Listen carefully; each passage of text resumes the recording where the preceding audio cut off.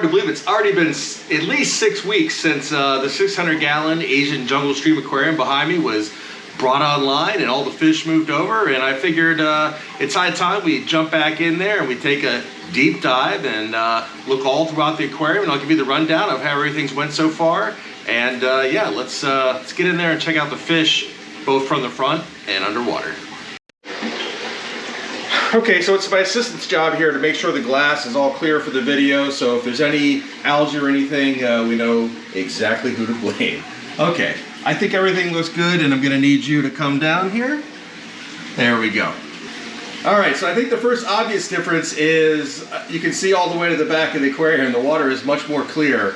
So what had happened was I used a few inches of sand, but then a few inches of fluorite, which is a clay-based substrate, and I didn't really wash it. And so there was a lot of clay dust, essentially, all over everything. You can see now with the rocks, you know, all the different colors and everything, and now they're starting to get covered with algae and everything as well. But it's all that clay dust is off of everything in the tank, as well as not in the water column anymore and not clouding up the aquarium. And so when doing a big move like this, one of the most important things is simply just getting all the fish moved over without losing anybody into the main aquarium. And so after 6 weeks, I guess I'm happy to report there was only one loss, just a gold barb. But you know, in the scheme of things with so many fish, that's good, I guess. But you hate to lose anybody at all. And it was an older fish. I'm not sure exactly their lifespan, so hard to say on that one. But overall, pretty happy with that. Again, in terms of the water clearing up and things like that, that's all good. And the other big exciting thing is that the plants. So we have new growth on essentially all the different species of plants. You got new leaves growing in everywhere. Over here, even the swords in the back, or the nubius in the back. So I'm a little unsure as whether there's ultimately enough light for those swords. We'll see. Though I feel good about the crypts well, basically the different species of crypts in the front, and the nubius and the java fern. Feel good about those. The plant in the back, which I've never had before, that's got new growth, so that's good. Happy about that. And kind of liking the plants growing off the side of the fish be able to swim underneath it. I think that's pretty cool. I kind of think about maybe in that middle piece of wood there is, you know, attaching some more java fern coming off the sides, you know, kind of create that effect of the overhang like you see with the plant there. I don't know if it would grow out that way. Obviously it's going to want to grow to the light, but yeah, it's worth a shot. So overall, good with the system here. The sump, it's doing everything it needs to do. It's getting the job done. Water quality is staying excellent. So everything's good there. Again, the only real question is possibly the lighting. We'll see. I want to give it time because for me, a perfect amount of light in the aquarium is one that with my, you know, twice a week small dosing of fertilizer, that the plants just grow slowly, you know. Always growing in a, you know, slow manner. So I'd have to be less of a farmer. So what I'd like to do now is go underwater and go inside the aquarium and get a close look up at all the fish in their new 600-gallon jungle home.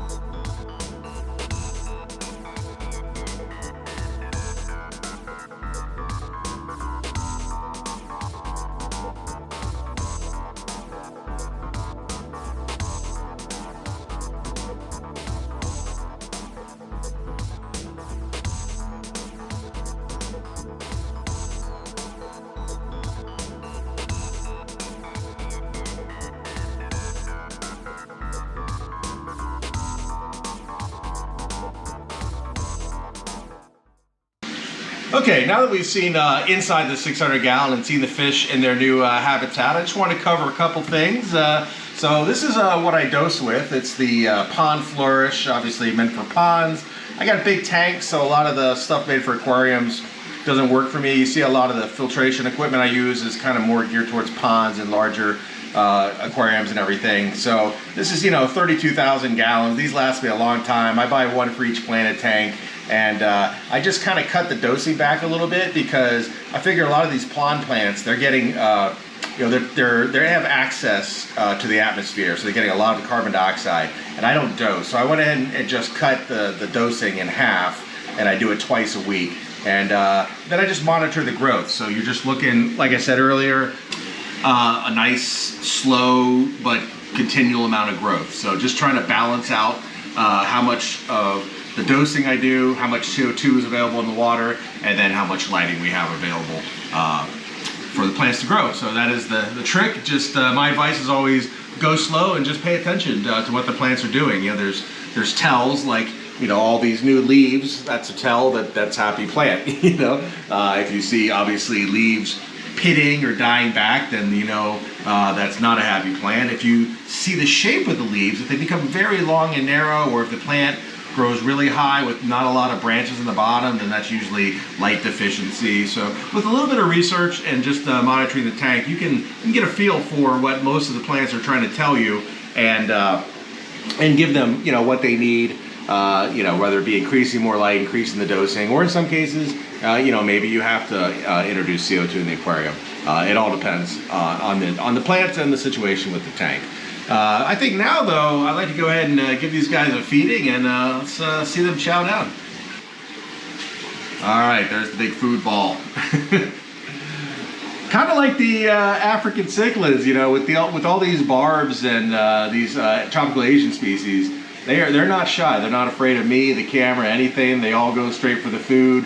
Any food that lands on the bottom. There's so many bottom feeders with the sharks and the Pandagara and the Siamese algae eaters, and the fact that 95% of the barbs and the gourami and everybody, they'll eat off the substrate as well. So I like to do large feedings once a day rather than small feedings to these guys, so that everybody gets it. If you look down at the bottom, you have like the smallest, the smallest ones, the smallest gold barbs, cherry barbs, even like the baby rainbow sharks that maybe don't want to go up there and hang with the big boys. They don't want to compete with them.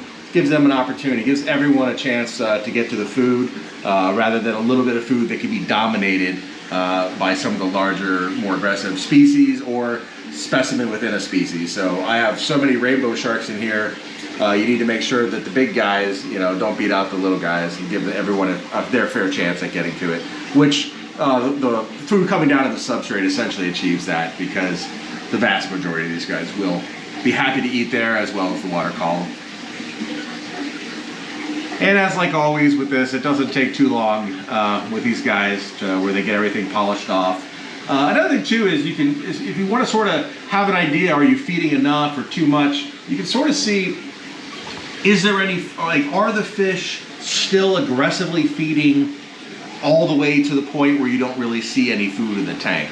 Because what you're shooting for is that amount of food that's gonna achieve getting all the little guys to get their food, the big guys to get enough food to fill them up without overfeeding, but then without underfeeding too. So if they're still aggressively feeding really hard and you don't see any food left, then give them a little more.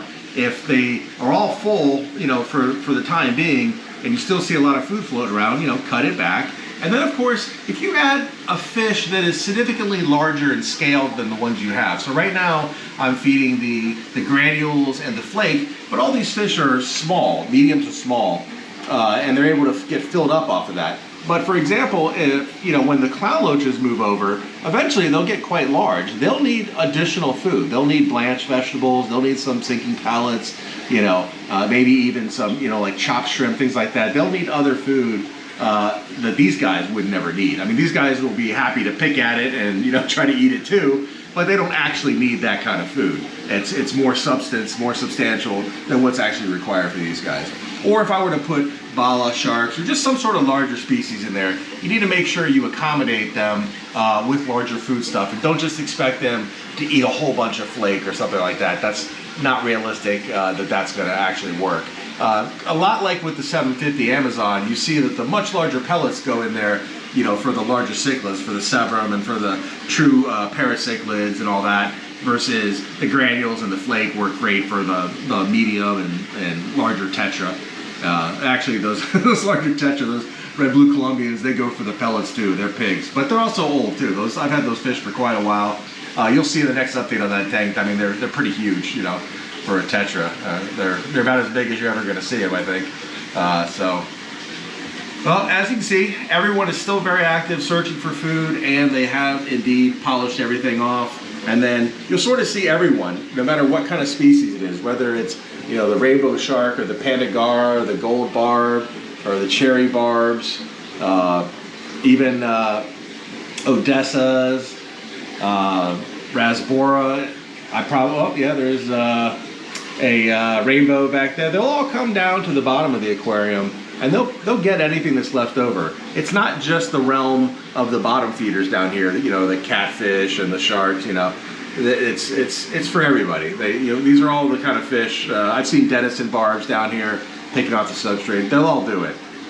So there's no worries in this type of setup, and I think anyone who has these kind of fish, that you're going to get you know, a bunch of leftover food on the substrate that's going to decay or anything like that.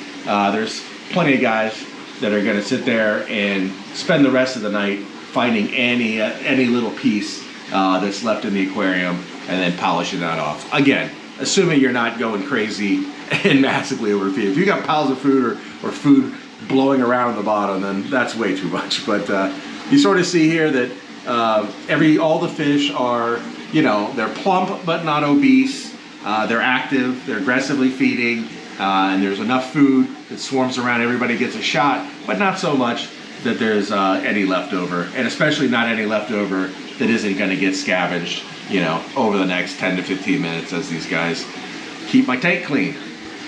Okay, so what's next for the 600 gallon? Well, we know we have the clown loaches coming. They're pretty close to ready to come in here. That'll be the next big update, is moving in the clown loaches. The tank was made for these guys, you know, partially for these guys, as well as, you know, getting these guys moved into a bigger home. But the aquascape and really the size of the aquarium was to accommodate those clown loaches.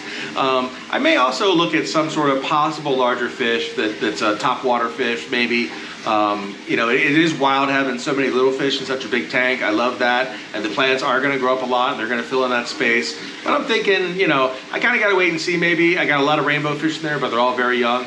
See if they fill in that top space, whether it's more gouramis, more rainbow fish, you know, something else. You know, something to give it a little more sizable fish up top. So that's going to be the next update on this aquarium. I think the next video is probably going to be on the 750 Amazonian aquarium, because we have new fish coming to that, or it could be the 220 flooded forest discus aquarium, because there's been a lot going over there as well. Actually, there's been stuff going on with the Malawi River tank too. So I don't know. We'll have to see. I don't know. It's tough. Also, I got some ideas for Predator Bay, and there's actually a new addition for Predator Bay coming tomorrow. Probably one that no one's going to guess either what it is. So yeah, lots coming, lots to do, and lots to show. So as always, thanks for watching, and I'll see you guys soon.